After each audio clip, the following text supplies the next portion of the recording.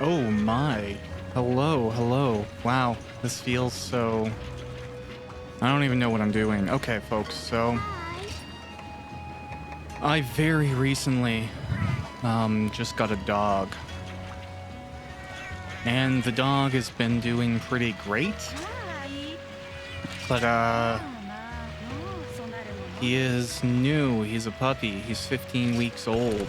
So I've been pretty strapped. But you know what? After a few days of dealing with this dog and like having fun and trying to find out what works for him and what works for me, I found that he tends to take a really big nap between now and about 3 to 4 p.m.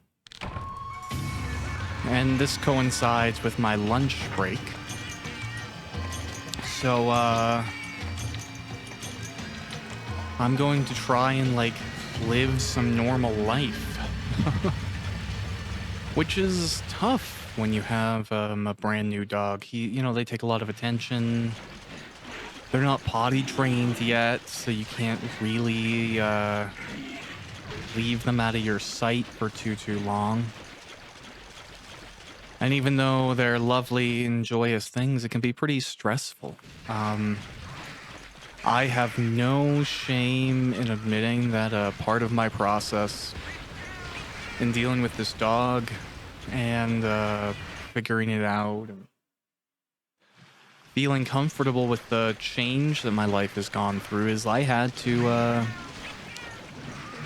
reach out to a crisis line the other night, and I highly recommend anyone who's feeling an excess of dread or distress to reach out to a similar service. I think if you're in Canada or the States, you can text 741-741, and you can text to that number, you can text either the phrase wellness if you're in Canada, or the phrase home if you're in the US, and I believe that will queue you up with a crisis counselor, and they'll be able to text you, and you can like talk to somebody, and it's like for an hour and a half is what they typically do, and they're really well trained. And sometimes just having somebody to like hear your story and tell you that you're doing everything you can, or the things that are bothering you are normal, makes the difference. Even if it feels like it won't, like I understand the impulse there, where you might be doing something and it's like, or you might think about doing something and you're just not sure if it's gonna stick. And I totally get that.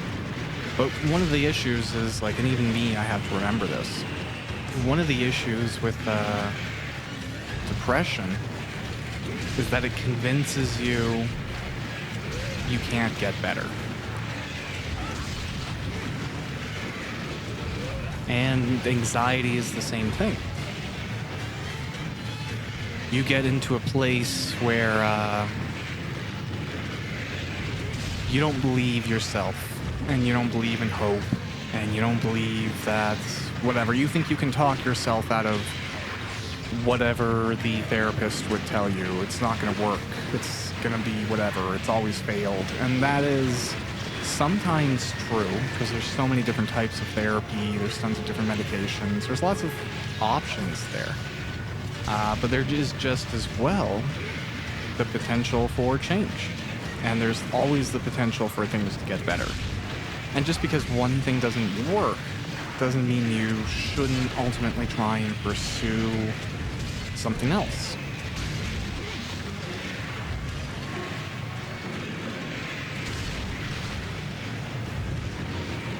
So that's what I'm doing. Because I was worried it was the dog itself, right? Like puppy blues. But he's pretty great. He takes to training pretty well. He's not even been with us for a week, and he's responding to potty training really, really well. He hasn't gone anywhere but a pad or outside. I haven't had him go on the floor since we got him. So I'm actually pretty pleased with that. And it's been tough for the little dog too, because it's like, this is Canada. So it's cold. And I feel bad, excuse me for my hiccups, for his little paws. When it is so cold out, he goes out in the morning to take a pee, and he's just like, I do not like. Why is it this way? And then we take him to the vet today. So I've been trying to let him have lots of relaxation, and I gave him a Kong with some peanut butter in it when he laid down. Because, you know, he's going to get a little shot today, and he's going to be fine, but it might not be fun for him. We'll see how he reacts. It is in pursuit of things getting way better, too, because, like, one of the issues right now with having the puppy is he is not fully vaccinated. So he's not really safe to take out for walks. I can't bring him to like a dog-friendly patio, for example.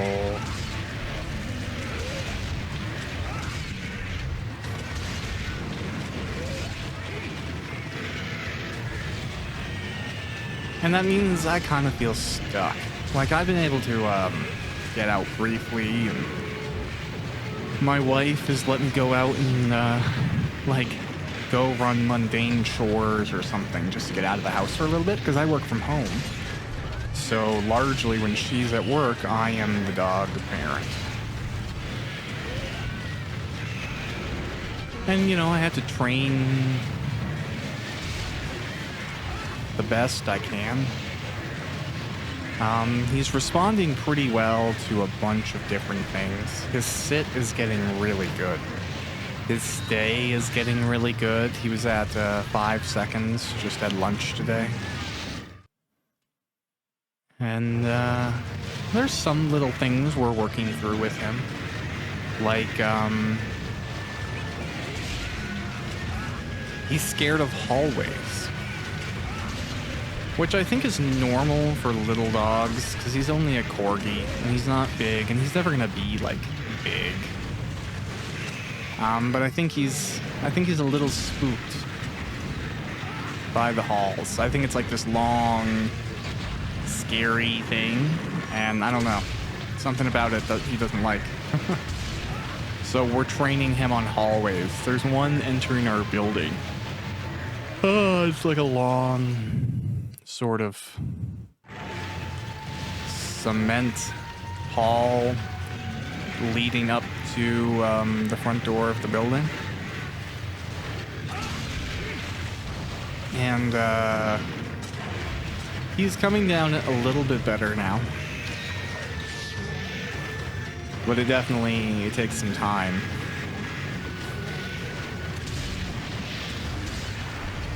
Time and treats.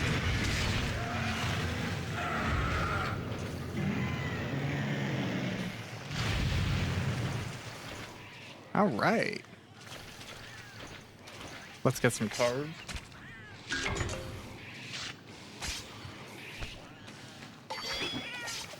You know what? I was really worried I wasn't going to be able to record this.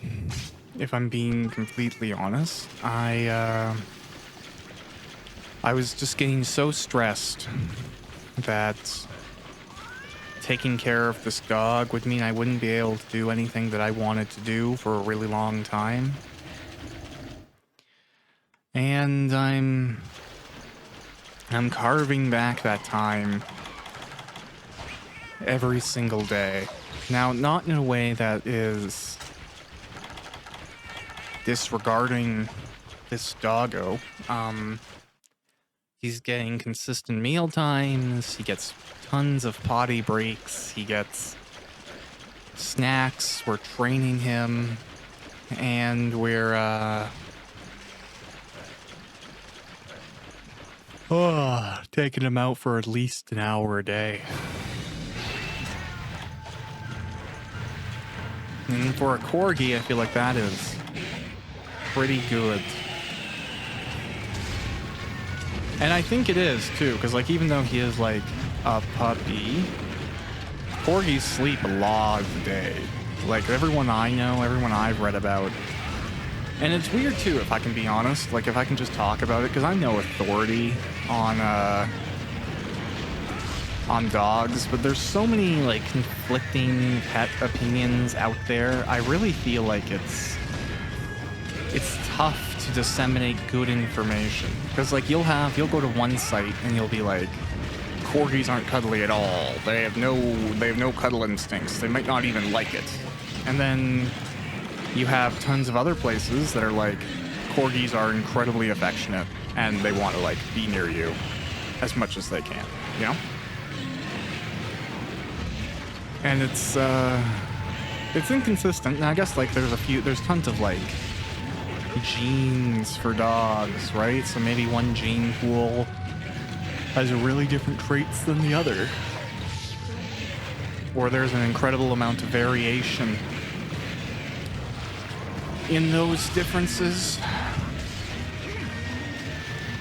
But he's coming up on 15 weeks now. I think he'll be 15 weeks tomorrow, or he already is. He's coming up. So he is more than a 3-month-old pupper. He is moving up into his 4-month zone.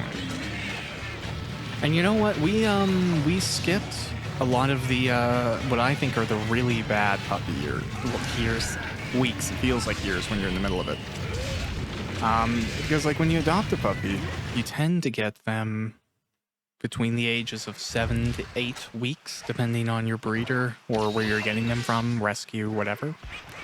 But at that point in time, that is like the absolute earliest you can be getting a dog. After this experience, because like, look, I'm going to be really honest too.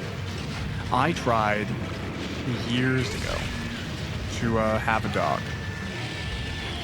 I think it was 5 or 6 years ago. And it didn't work out. We had to ultimately rehome him, make sure he got into a safe spot, and as far as I know, he's gone on to have a fantastic life. We just weren't the right family for him, and we weren't ready for it either. But, oh, now I've forgotten what I was going to say. Now I got puppy brain. I've been barely sleeping. Oh, right, yes. Okay, so when I got the other dog, not only was that dog a rescue, but he was a younger dog. I think he was 8 or 9 weeks old. So he probably hadn't been properly socialized. He hadn't been around other dogs because he was a rescue. It's not like he grew up in a litter. And then he didn't really get to spend time with mom or dad in the litter. And for dogs, that really just means they're extra whiny. They're more scared. They are not very confident. And they'll tend to have nuisance traits a lot more prolifically.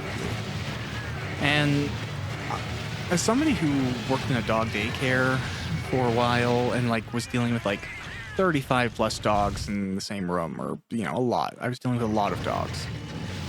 And someone who's been an animal lover his entire life, I foolishly thought I had it in that original experience. And I came to learn he didn't. I didn't. And my wife didn't either. We weren't prepared. Now we've taken a lot more time. We have a lot more financial stability. We've made some changes in ourselves and our home that make it easier to make this choice. And it has been going better than our first attempt, and that's really great, because like you feel a lot of guilt when you make a choice like that, even if it is for the best of everyone involved.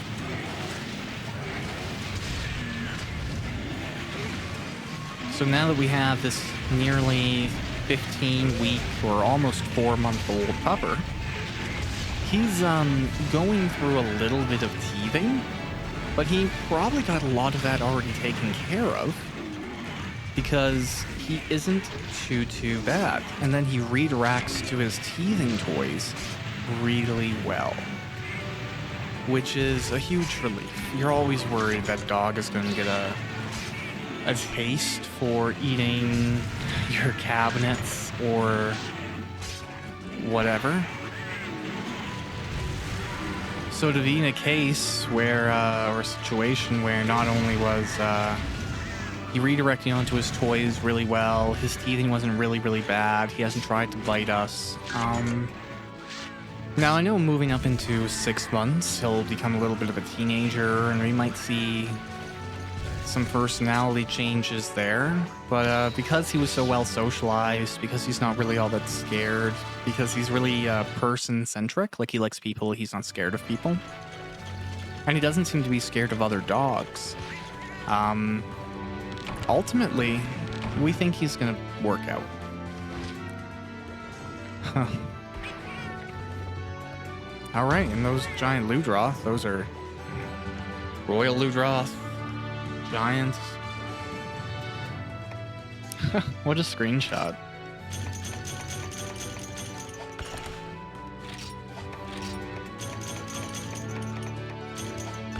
Great. Oh, you know what? I really should go put on...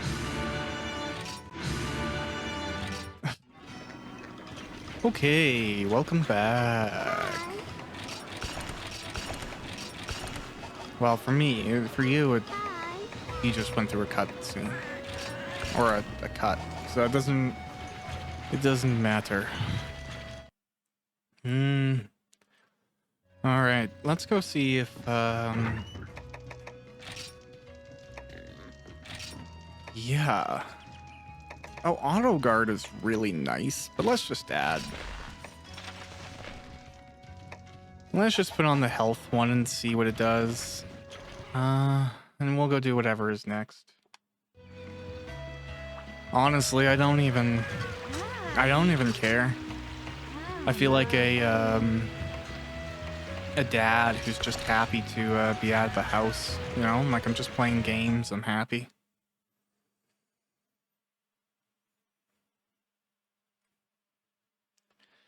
But that too is one of the reasons that I'm actually really excited to try a new therapist.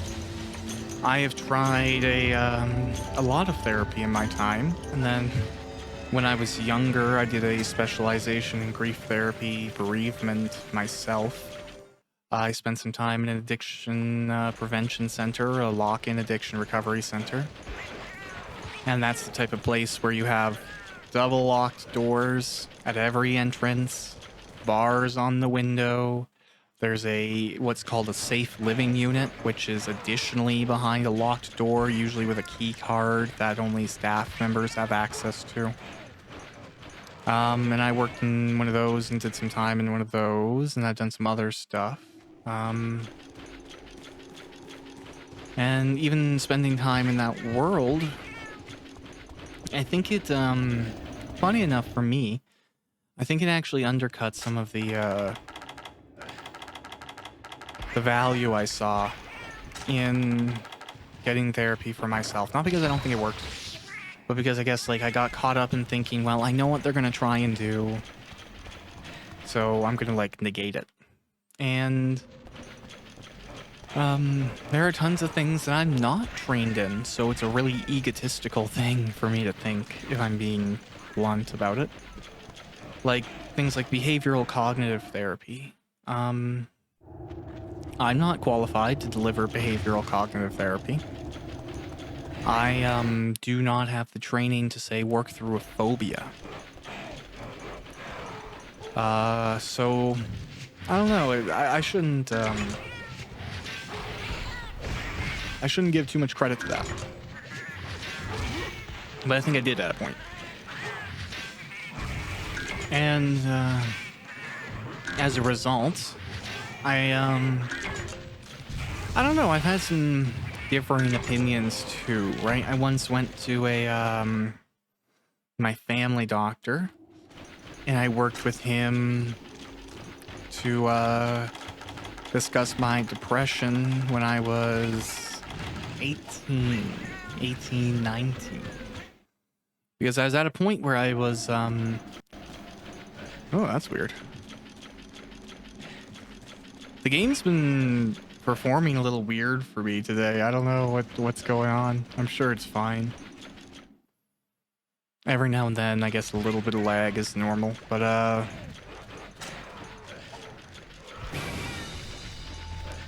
right, when I was 18, 19, I was, depressed in the kind of way where I really seriously wanted to become handicapped. I wanted to get on what's called HAISH, which is an assisted living program for income here in Canada. And it's not a lot of money. Actually, it's a tragically small amount of money. But that's kind of where I was at, depression-wise. I didn't care. I just wanted enough money to stay alive somewhere and not have to do anything. I was incredibly stressed by the idea of having to find a job and work as much as you have to make money. And I think, like, even when I was starting to go to work then, I was realizing how crap the job market is. And even if you have education, right? Like, at 18, I had published a book, only one at the time. I had done a few different types of education. I did not have a bachelor's degree or anything like that, but I did complete the certificate in grief therapy, and I was the second person in the country to do that program under the age of 18. Which, to me, should have been more impressive. I was thinking, like, hey, these people are gonna see the potential of this young guy who is interesting and educated and motivated, and they're gonna give him an interesting role. I'm gonna get to start, like, building my life out. And that was not what happened. Oh my god, that was not what happened.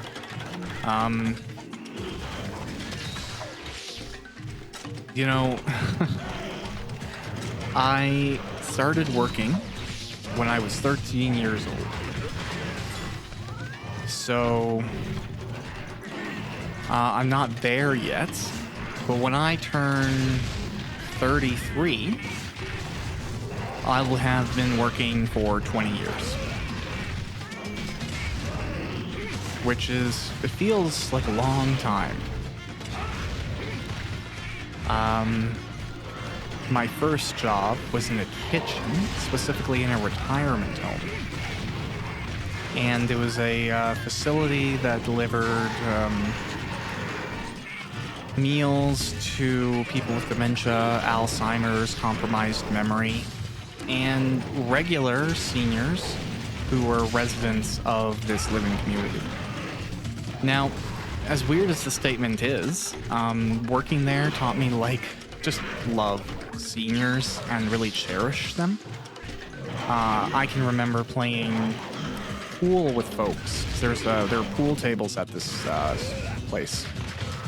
And on my lunch break, you know, I could go play pool with one of the residents. We talk about their lives from back in the day, or some of them were veterans. So, you know, you would have people who were in the Korean War, and you could talk to them about these crazy experiences that when you grow up just hearing about them, it's so easy to feel like they aren't real. Like, I don't mean that in, like, some weird denialism way. I believe history. But it's just like to think of the horror, the mobilization, the political environment, and have someone tell you. And you know what? Old folks get a bad rap for being bad with their memory. Like, losing your memory is, of course, or struggling with your memory is a really normal part of aging. But it is not, by any means, a broad definition for every single senior citizen. I've known people who are 80-something years old, who are walking the stairs every single day. They don't take elevators. They know what they want to eat. They're cooking. They're having full conversations. They're learning new skills.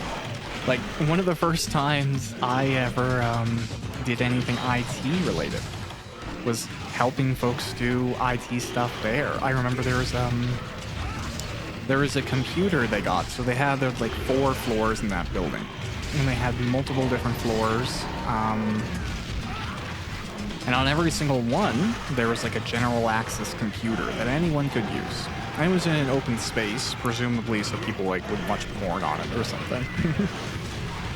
Because old folks are feisty. I don't know if you know that. It's like, especially if you're like single and in a senior center home, or you're widowed or something like that, like, you're gonna hook up with other people who are like that. Like, let's just be honest.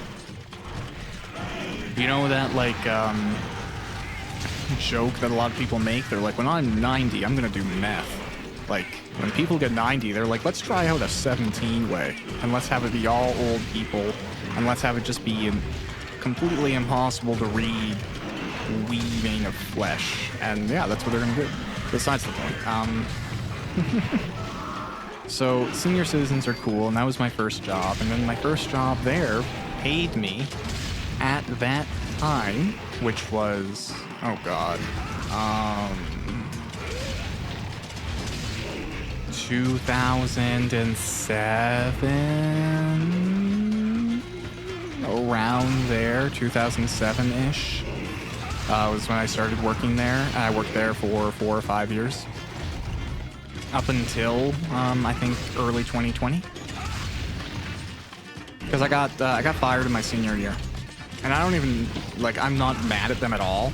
I wish the person who did it nothing but the best. And I totally, 110% understand with their logic. Like, I was, I started working early, like I said, and then I was doing school and working. So there's a lot of like finish school and then you gotta go start a shift, and then you're working all night and you're doing cooking and dishes. I think my shift was 4 to 7, 4 to 8 after school.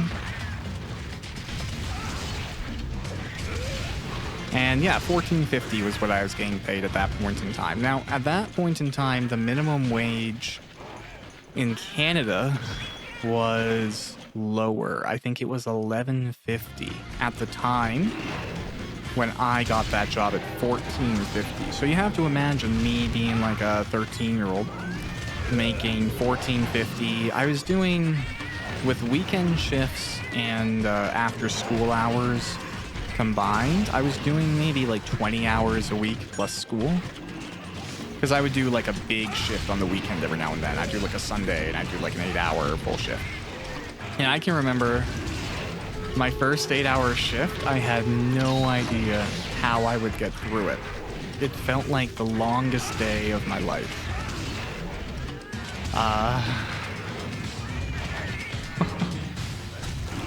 Yeah. That was rough. But after I got that, and I was, like I said, I was fired for calling in sick too much. Because I was discovering my anxiety. It was really becoming really pronounced at that point in time. I was at a point where I was like throwing up most mornings and I couldn't think straight. And I was really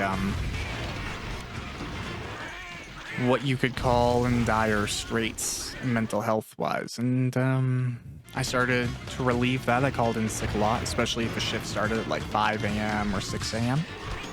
I think that was my most common shift, was when I worked on the weekends and I didn't have school, I would do a 6 to 2.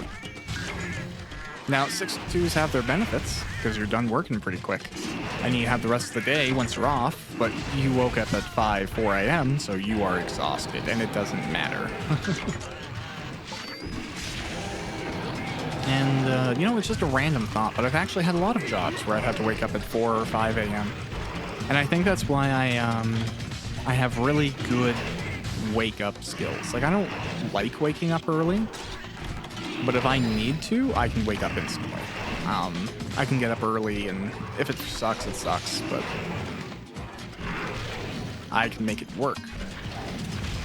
I actually had one job, and this is here's the kicker, right? I had that job. I had this job at dog daycare when I was 22 or something, 21. And I would have to wake up at 4 a.m. and I would have to walk through downtown at 4 a.m. So I would go from my place down through pretty sketchy areas, and then I would walk down to a really well-trafficked street, we'll say. And I had to be there by about 5:30 because, and I'll quote, other people started dropping off their dogs at 6 a.m. So if we weren't there for 5, they couldn't be there for 6. That job, when they hired me, I think was paying me $13.50. So years down the road, education completed, high school graduate, grief therapy, published author. And it wasn't my first job either. I had a resume. I'd done some things. Nothing. After losing that initial really good job at the retirement home, I bounced between fast food, warehouses, different reception jobs. I worked at a flooring store for a few months.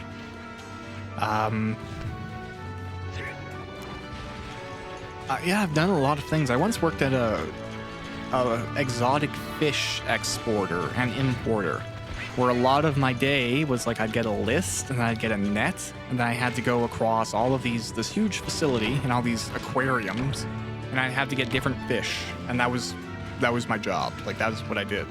I would get a list of fish in the morning, and I'd go get those fish, and then when I got them all and bagged them for sale, that was my day.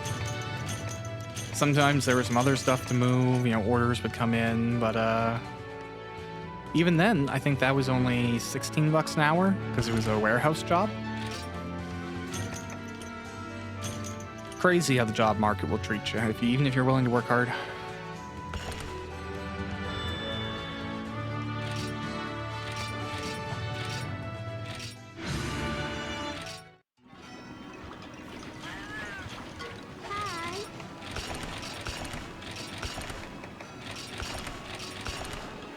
Yeah, I figured this time I wouldn't say hello. I'd just walk in. What's the opposite of an Irish goodbye? Is there like an Irish hello where you just appear and you just start hanging out and you don't say anything?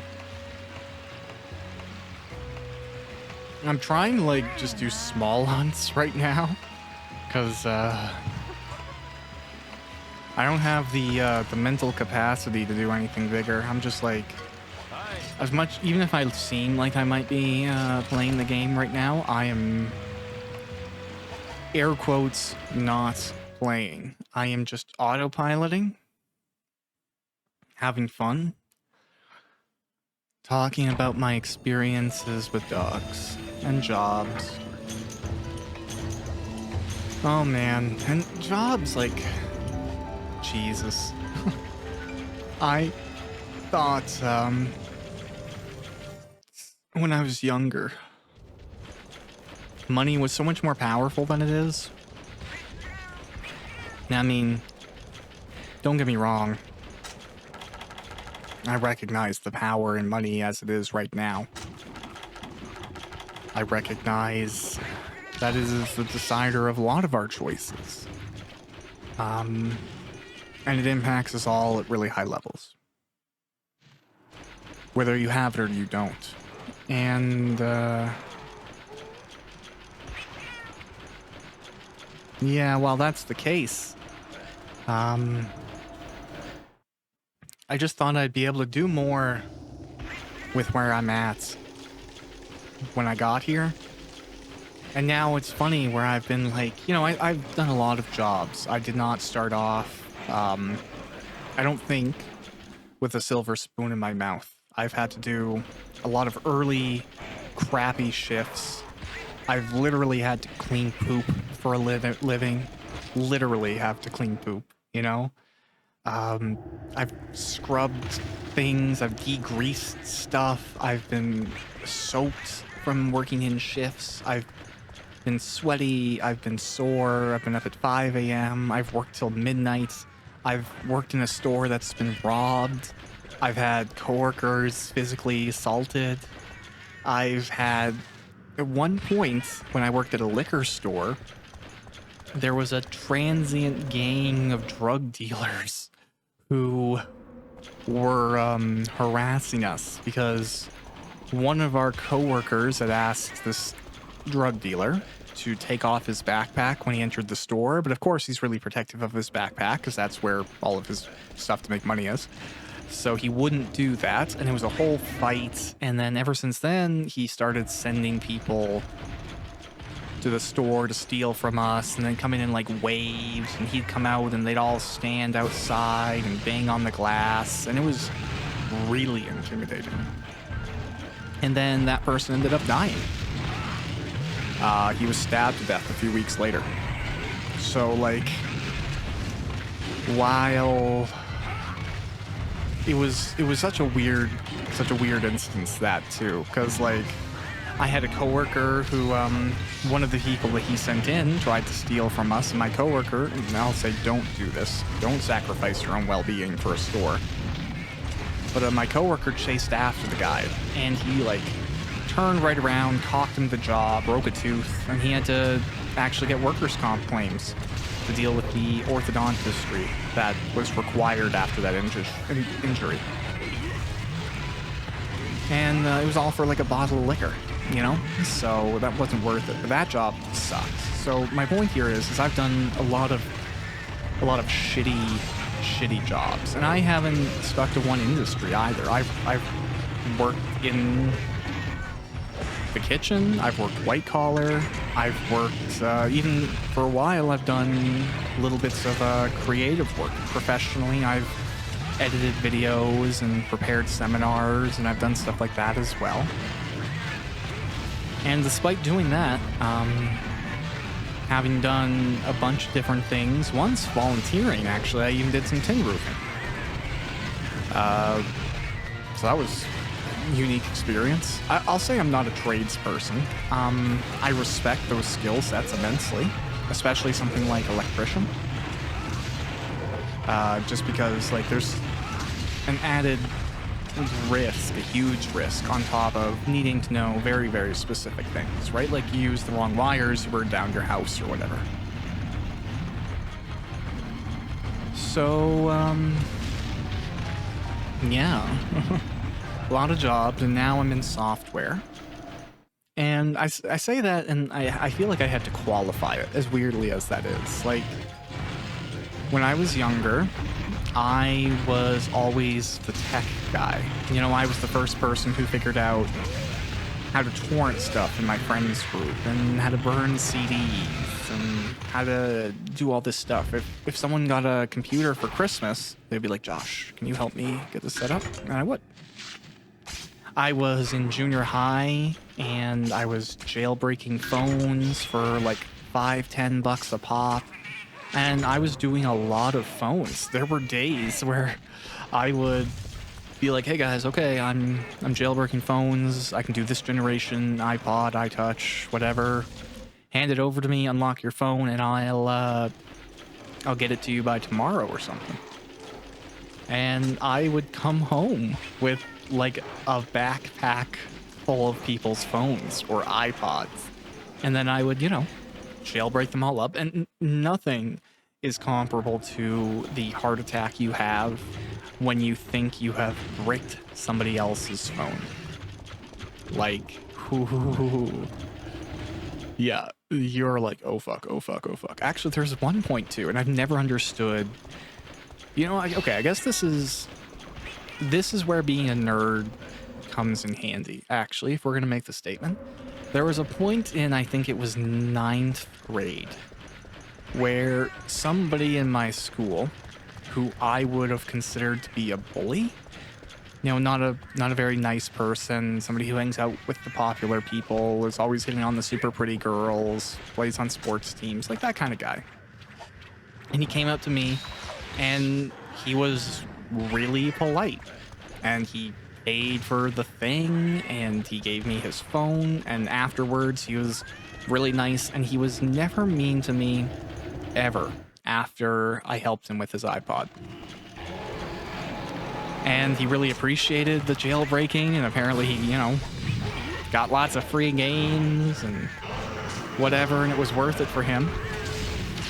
And it was so weird for me because it was like this eye-opening experience of like, this person has some sort of bias, but maybe they've stepped outside of it and they've seen like, hey, this guy doesn't dislike me, he'll help me, I can be nice to him. And it was actually really, it stands out to me even all these years later, just because like, when he was walking up to me in the hallway and he was looking at me, right, and he called my name, I thought he was going to beat me up. I thought he was going to threaten me. I thought maybe I did something to upset him, and I thought it was going to be a whole thing, because I got jumped a lot in junior high.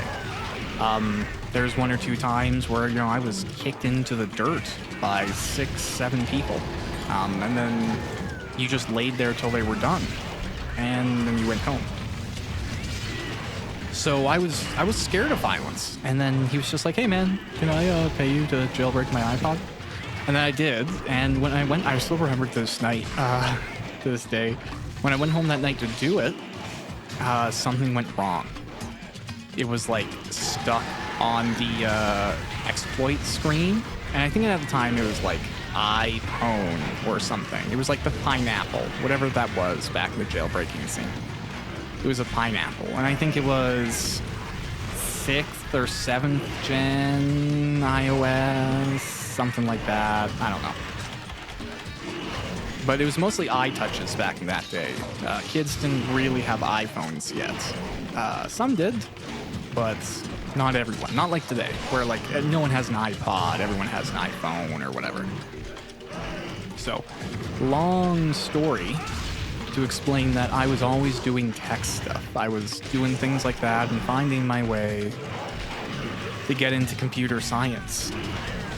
So when the time came where I was older and I did education, like I said, to try and become a grief therapist and do bereavement.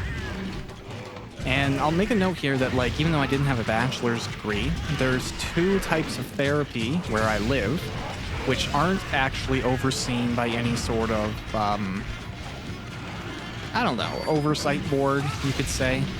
And those 2 things are grief therapy and addiction therapy. And addiction therapy is largely not overseen by a singular authority.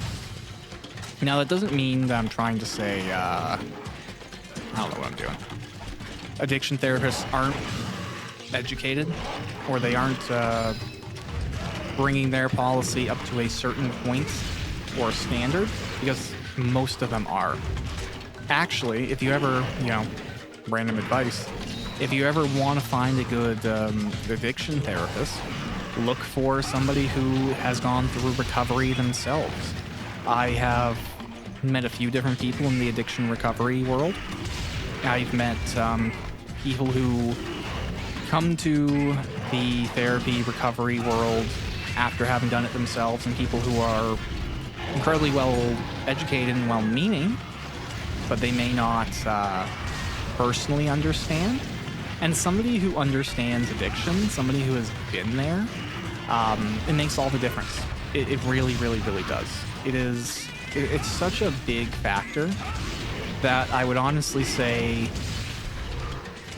addiction therapists who haven't been addicts themselves, or haven't lived with addicts, or haven't had to be a part of their own or someone's recovery, shouldn't be involved in the recovery of other people. Yeah, I know that's an egregious statement, because if somebody is helping somebody, it doesn't matter their background, and I would still agree with that. But I just think addiction comes with so many things, so many elements tied and tacked to it, that if you don't understand the very unique composition of the issue, of how all the pieces fit together, you end up feeling judgmental, I think. And the last thing somebody who's in recovery needs is judgment. Because, you know, you see somebody who's an addict and you think, oh, they have no shame left. And they may not, but it's covered. It's not gone. Most people have the humanity to recognize that they're not living how they want to be living. And whatever shame or guilt they feel over that is simply just smothered by the need to feed that addiction. But if you weren't an addict and you don't think that, you know, I've seen tons of people who go into addiction therapy and they have this perspective of self-awareness and change, and those are all great things. But it also kind of coincides with the reality that a lot of addicts know they're in a fucked situation. You know, to be quite blunt, they don't need someone being like, hey, you know, you're not living to the best of your abilities. They'll be like, yeah, no fucking shit. I'm shooting stuff with a used needle into my arm behind a paint store at 1 a.m. Like, do you think this is what I want to be doing with my life? And making somebody feel that way doesn't help. Anyways, getting into tech after not being able to get into grief therapy, I've always had the suspicion that it was my age plus my tattoos. I actually had one interview, I'll never forget it. She was like a director or something, and she was interviewing me for, it wasn't even like a big position. It was like some sort of analyst or something. It was like data entry. It wasn't even super complex. And we got through the interview maybe about 10 minutes in, and she kind of like quieted down. You could tell she like shut off, right? Like she wasn't going to be considering anything anymore. And then she kind of like made me lean in a little bit, and she's like, I'm going to be honest. And I say this so I could try and save you some time. No one's really going to hire you with all of the tattoos that you have. I don't think that's professional, and you're not going to be able to be anywhere client facing. And she more or less told me that the industry was not for me, and that trying was not going to get me anywhere because of the way that I look. Now, I was motivated to prove her wrong. So I think there was a point where at my peak, I was applying to 80 some jobs a day, everything, and I didn't even have to meet the requirements for it. I didn't care. I was just going to apply until I got something good. And eventually I got an interview, and somebody there saw the potential that I was hoping they would see, and I got the job. And I started as a level 1 tech support agent. I was doing phones. I was doing what you would call triaging technical support requests. So as it comes in, hey, how are you? We're happy to be on this now. All that stuff. That was me. And I think I got promoted in, I want to say a few months, but I think it was a year. If I'm being more, I'll be fair. I don't know if it's honest, I'll be fair. I feel like it came really quick. Then I got another promotion, I think a year or so after that. And now I've been able to be a senior member of my team. But that is a journey that took nearly 10 years. And as somebody who gets really stressed about the passage of time, that sucks. You know, I don't like telling anyone that. I wouldn't want to tell somebody who's 18, hey, you might have to fuck around for like 10 years and fail at every single thing you try. And then maybe you'll get something that's good. Because that's just, what a kick in the pants, right? But that is the case. Going from kitchen to fast food to warehouse to... I worked in 2 other kitchens as well. Like, I've worked in a fair amount of food places, actually. I've done everything from rather fancy, well-cooked, multiple-course meals to literally fast food, char-grilled burgers, literally flipping burgers and making milkshakes. And I remember once when I was working at a Dairy Queen, which I'll say nothing negative about. It was actually a pretty fine experience for the most part. Pretty clean. I'd eat there again, so whatever. But I had one experience where I was just like, I had worked at school all day, and then I had to come do like a late shift, and I was there till like 10:30 or something for the close. And I just was like blanking, and my physical self wasn't really there. So I go to like give this one dude, it was like an orange soda. I remember it specifically because I like smacked it on the table and just catapulted it all over. It was like I squished the front of the cup, if you can imagine, by like pushing it into the counter. And that displaced everything inside, and the only place I had to go was up.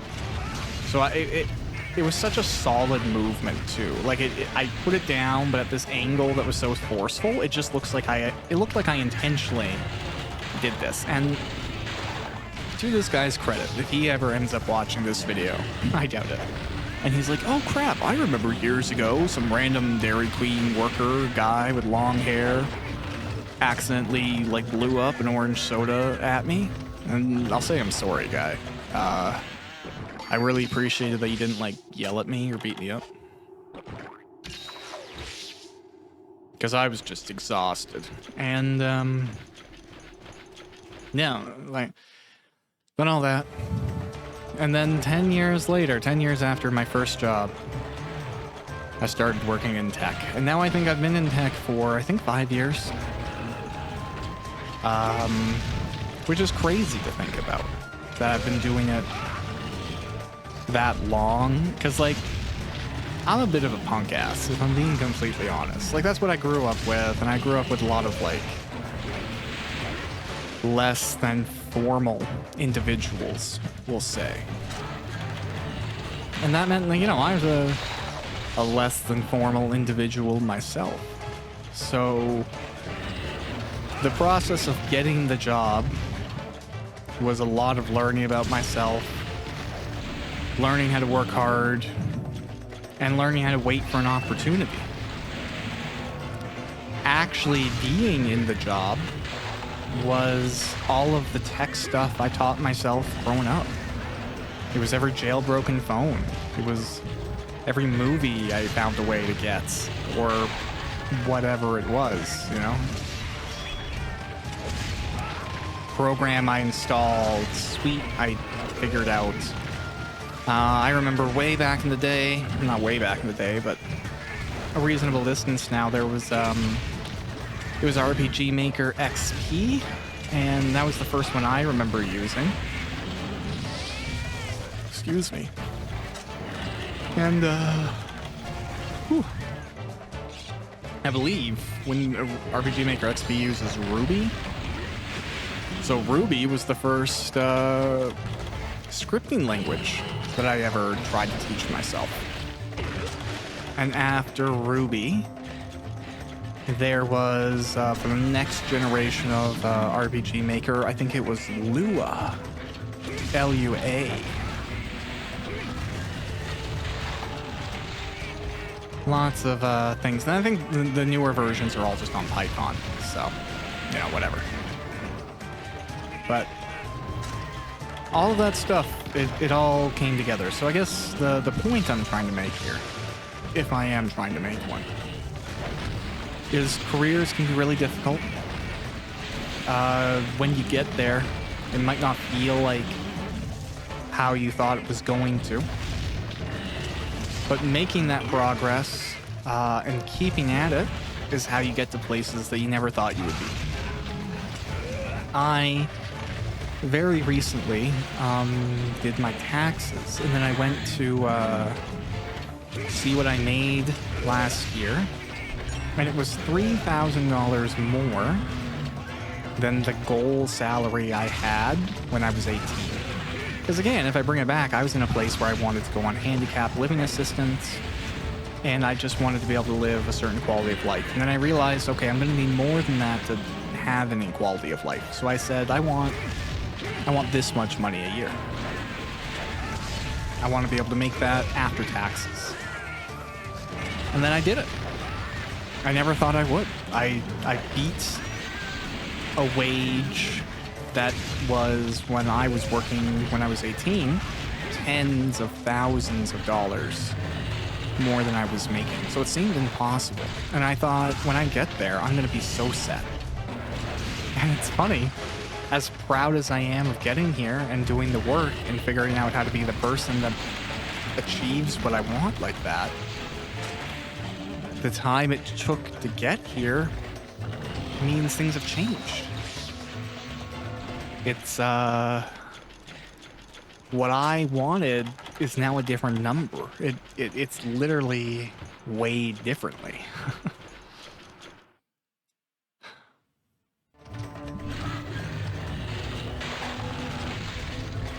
It makes it tough. And it's weird because you don't want to have patience, even though there's glaring examples right in front of you of why you should. I can look at everything I've achieved, and I can think, wow, I didn't think I would ever do that. And then I look at the things that I'm scared of being able to do next. And for some reason, I believe myself when I say I can't do those things, even though I'm literally standing in the reality of the things that I didn't think I could do before, which felt just as impossible as the things that I haven't done yet do now. It's tough to know what to do all that.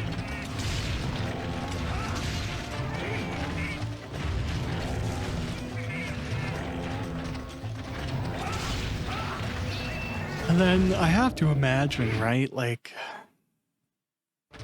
what would it have felt like to be our parents or my parents? You know, like,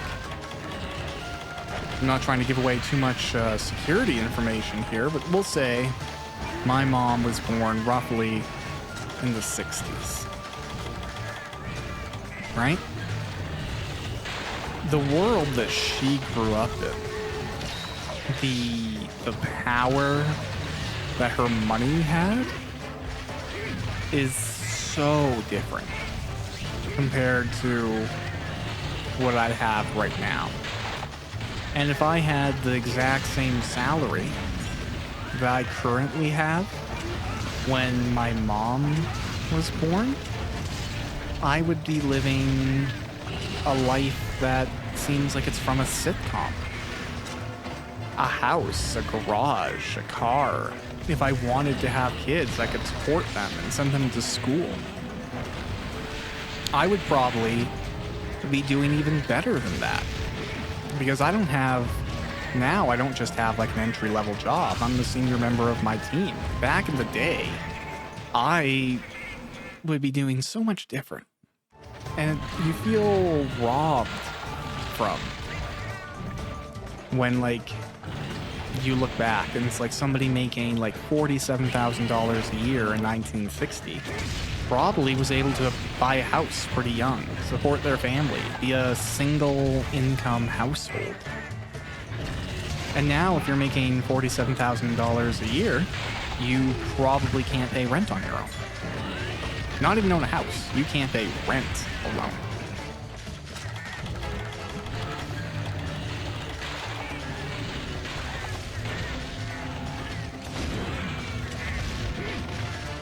And I was talking to, like I said, I reached out to a crisis therapist, crisis worker, because I needed some support the other night. And when I was talking to them, because I was frustrated about the affordability crisis, the rate of inflation. And so is everyone. Whether that makes me feel better or not, we're all kind of having the same issue. People with damn good jobs are still stuck in apartments. They aren't able to move up the way that they want to move up.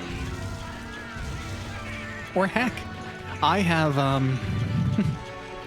I know a director in a company that has money, and they're no doubts being paid quite well, and they can't afford a house. Somebody who is not one, not two, but 3 positions of hierarchy above me, and I'm a senior member of my team. And they can't afford a house. You know? How absolutely stupid is the world right now with affordability? How undervalued is all of our hard work? That sucks.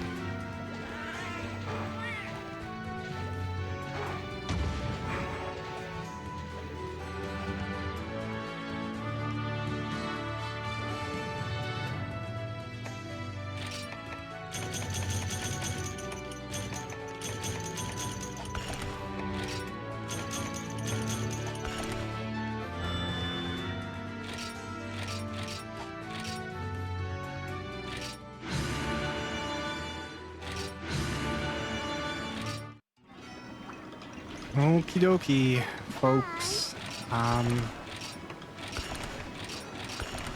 That was some more Monster Hunter Portable 3rd. I'm hoping as my schedule recovers a little bit here as I get used to my new doggo, my schedule isn't too impacted.